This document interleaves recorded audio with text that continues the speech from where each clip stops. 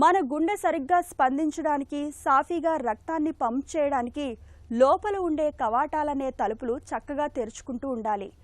గుండెలోని 4 కవాటాల్లో ఏ ఒక్కటి దెబ్బతిన్నా మొత్తంగా గుండె ఆరోగ్యమే ప్రమాదంలో పడుతుంది. వయసు పైబడడం, ఇన్ఫెక్షన్ల తాకిడి మూలంగా కొంతమందిలో గుండె కవాటాలు దెబ్బతినిపోతుంటాయి. పాడైన కవాటాన్ని బాగు చేసేందుకు ఒకప్పుడైతే ఛాతీని తెరిచి సర్జరీ చేయాల్సి వచ్చేది. కానీ ఇవాళ గుండెపై చిన్న ఘాటు కూడా పెట్టకుండానే కవాటాన్ని మరమ్మతు చేసే టావీ వంటి సరికొత్త చికిత్సలు అందుబాటులోకి వచ్చాయి. కోత పెట్టకుండా కవాటాన్ని బాగు చేసే నూతన చికిత్సల గురించి డాక్టర్ని అడిగి ఇప్పుడు తెలుసుకుందాం.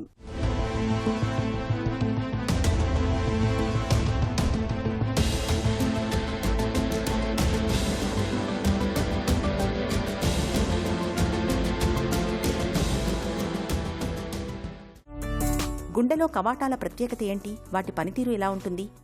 గుండెల్లో 4 ఛాంబర్స్ ఉంటాయి, అంటే 4 గదుల్లాగా. రైట్ సైడ్లో 2, లెఫ్ట్ సైడ్లో 2. ఈ ప్రతి ఛాంబర్ ఎగ్జిట్ దగ్గర ఒక వాల్వ్ ఉంటుంది. ఇప్పుడు మన ట్యాప్కి గనక నల్లికి వాల్వ్ ఉన్నట్టు వన్ వే ఫ్లో లాగా బ్లడ్ ఒక ఛాంబర్ నుంచి ఒక ఛాంబర్కి వెళ్ళడానికి బ్యాక్ ఫ్లో లేకుండా ఆ వాల్వ్ ఓపెన్ అయినప్పుడు ఫ్లో వెళ్తుంది, మళ్ళీ బ్యాక్కి రాకుండా ఫ్లో క్లోజ్ అవుతుంది, వాల్వ్ క్లోజ్ అవుతుంది.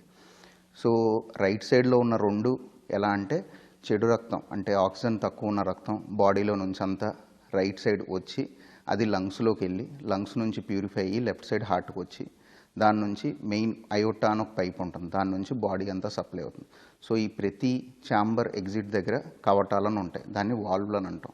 ఈ వాల్వ్లు ఏమాత్రం డ్యామేజ్ అయినా లేకపోతే మూసుకుపోయినా దీనివల్ల బ్లడ్ ఫ్లో అనేది సర్క్యులేషన్ సరిగ్గా జరగదు బాడీలో. గుండె కవాటాలు ఎందుకు దెబ్బతింటాయి? కారణాలేంటి?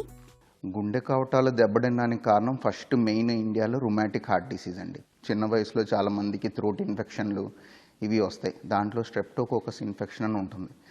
ఈ ఇన్ఫెక్షన్ రిపీటెడ్గా రావడం వల్ల దాంట్లో ఉన్న ఎమ్ టైప్ సెల్స్ అని ఉంటాయి, అవి హార్ట్లో ఉన్నదానికి రిజంబుల్ చేస్తాయి అన్నమాట. దాని మీద ఉన్న దానికి తగ్గట్టుగా యాంటీబాడీస్ ఫామ్ అయ్యి అవే హార్ట్ మీద ఉన్న వాల్వ్ని డ్యామేజ్ చేస్తూ ఉంటాయి. అండ్ ఇంకోటి డీజనరేటివ్ చేంజెస్, అంటే ఏజ్ రిలేటెడ్గా వాల్వులు బీపీ ఎక్కువ ఉండి వీటి వల్ల వాల్వులు దెబ్బతింటూ ఉంటాయి. ఇంకోటి ఆటో ఇమ్యూన్ డిసీజ్ అని అంటాం, వాటి వల్ల వాల్వులు దెబ్బతింటాయి. గుండె కవాటాలు దెబ్బతిన్నప్పుడు ఎలాంటి లక్షణాలు కనిపిస్తుంటాయి? ఫస్ట్ ఆయాసం రావడం, ఛాతీ నొప్పి రావడం, లేదా ఏదైనా వర్క్ చేస్తున్నప్పుడు కళ్ళు తిరగడం, కళ్ళు తిరిగి పడిపోవడం, ఇట్లాంటివి. ఇవే 3 మెయిన్ సిమ్టమ్స్. ఈ 3 సిమ్టమ్స్ ఏమున్నా కానీ హార్ట్ రిలేటెడ్ ఏమన్నా ఉందా అని చెప్పి అట్లీస్ట్ ఒక ఈసీజీ, ఎకో ఇవి దగ్గరలో ఉన్న హాస్పిటల్కి వెళ్ళి చేయించుకోవడం బెటర్. దెబ్బతిన్న కవాటాలను ఎలా మరమ్మతు చేస్తారు? సాంప్రదాయకంగా చేస్తున్న చికిత్సలు ఎలా ఉంటున్నాయి? దెబ్బతిన్న కవాటాలకి మెయిన్గా ఏంటంటే అది ఎంతవరకు దెబ్బతిన్నాయి, అంటే సివియర్గా దెబ్బతిని ఉన్నాయా, కొంతవరకు దెబ్బతిని ఉన్నాయా ఇవి చూడాలి. ఎకోలో వాటిని మైల్డ్, మోడరేట్, సివియర్గా గ్రేడింగ్ చేస్తాం అనమాట. సో మైల్డ్గా మోడరేట్గా ఉన్నట్టుగా ఏంటంటే ముందు హార్ట్ మీద లోడ్ పడకుండా ఉండడానికి డయూరిటిక్స్ అని నీరు తగ్గించే ట్యాబ్లెట్లు ఇవి పెట్టి మెడికల్ మేనేజ్మెంట్గా చేయడానికి చూస్తాం. లేదు సివియర్గా దెబ్బతిని ఉన్నాయి, పేషెంట్కి ఆయాసం వస్తుంది, కొంచెం దూరం నడిచినా ఆయాసం వస్తుంది, ఒక 100 మీటర్లు నడిచినా కూర్చునున్న ఆయాసం వస్తుంది, ఇలా ఉన్న వాళ్ళకి ఏంటంటే మనం ఆ కవటాల్ని మార్పిడి చేయాలి. అంటే కవటం తీసేసి మెటల్ వాల్వ్ కానీ టిష్యూ వాల్వ్ కానీ ఇది చేస్తాం, లేదా వాల్వ్ రిపేర్ చేయాల్సి వస్తుంది. ఎడం వైపు ఉన్న కవటాల్లో ఏంటంటే మెయిన్ పైప్ అయోటా దగ్గర ఉన్న కవటం అయితే సర్జరీతోనూ మార్పిడి చేయొచ్చు, లేదా ఇప్పుడు కొత్తగా ట్యావర్ అని చెప్పొచ్చు, అంటే సర్జరీ లేకుండా యాంజియో చేసినట్టు తై నుంచే తీసుకెళ్ళి అక్కడ వాల్వ్ పెట్టడం. సో ఇది పేషెంట్ కండిషన్, దేనికి ఎవరు సూటబుల్గా ఉన్నారు, రిపేర్కి ఎవరు సూటబుల్గా ఉన్నారు, రీప్లేస్ ఎవరికి చేయాలి, లేదా ఈ ట్యాబీ ఎవరికి చేయాలనేవి వాళ్ళకు కొన్ని టెస్టులు చేసి చూసి దాన్ని బట్టి డిసైడ్ చేసి వాళ్ళకు ఆప్షన్స్ ఇస్తాం. కవాటాల చికిత్సలో కొత్తగా వచ్చిన మార్పులేంటి? టావర్ లేదా టావీ అంటే ఏంటి?